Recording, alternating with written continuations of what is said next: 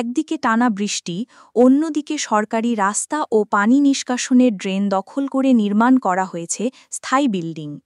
ফলে জলাবদ্ধতায় স্থবির হয়ে পড়েছে মুন্সিগঞ্জের শ্রীনগরের কবুতরখোলা গ্রামের জনজীবন।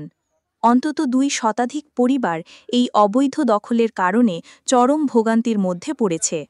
কোমলমতি শিক্ষার্থী, অসুস্থ রোগী কিংবা দিনমজুর প্রতিদিন বাধাগ্রস্ত হচ্ছে সবার চলাচল। স্থানীয়দের অভিযোগ, ভাগ্যকুর ইউনিয়নের মান্দ্রা সংলগ্ন পদ্মা নদী থেকে রেকর্ডভুক্ত একটি খাল কবুতরখোলা হয়ে আড়িয়া বিলে গিয়ে মিশেছে। কালের বিবর্তনে খালটি ভরাট হয়ে গেলে খালের নিচ দিয়ে পানি চলাচলের ড্রেন এবং উপর দিয়ে পাকা রাস্তা নির্মাণ করে দেয় সরকার।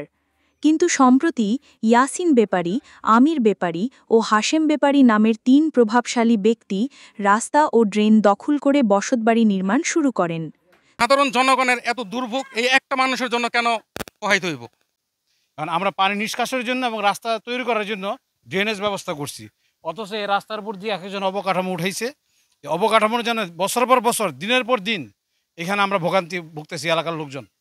স্থানীয়দের লিখিত অভিযোগের পর প্রশাসন সরেজমিন তদন্ত করে রাস্তা ও ড্রেন দখলের বিষয়টি নিশ্চিত করে এবং দখলকারীদের স্থাপনা সরাতে নোটিশও পাঠায়। তবুও দখল ছাড়েননি অভিযুক্তরা।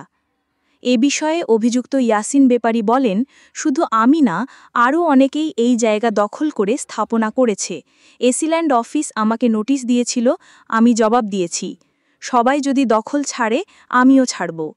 ভাগ্যকুল ইউনিয়নের সহকারী তহসিলদার মাহফুজ জানান, সরেজমিন মাপজোক করে সরকারি জমি দখলের প্রমাণ পাওয়া গেছে। ইতোমধ্যে উচ্ছেদ কার্যক্রমের জন্য ফাইল ডিসি অফিসে প্রেরণ করা হয়েছে। এদিকে দ্রুত উচ্ছেদ ও রাস্তার ড্রেন পুনরুদ্ধারের দাবি জানিয়েছে ভুক্তভোগী এলাকাবাসী। তাদের অভিযোগ, দখলদারদের প্রভাবের কারণে বারবার প্রশাসনিক উদ্যোগও ব্যাহত হচ্ছে। পরিস্থিতি অব্যাহত থাকলে বর্ষা মৌসুমে পুরো গ্রাম কার্যত পানির নিচে ডুবে যাবে বলেও আশঙ্কা তাদের। জনস্বার্থে দ্রুত ব্যবস্থা গ্রহণ না হলে জলাবদ্ধতার পাশাপাশি এলাকায় মানবিক সংকট দেখা দিতে পারে বলে মনে করছেন স্থানীয়রা।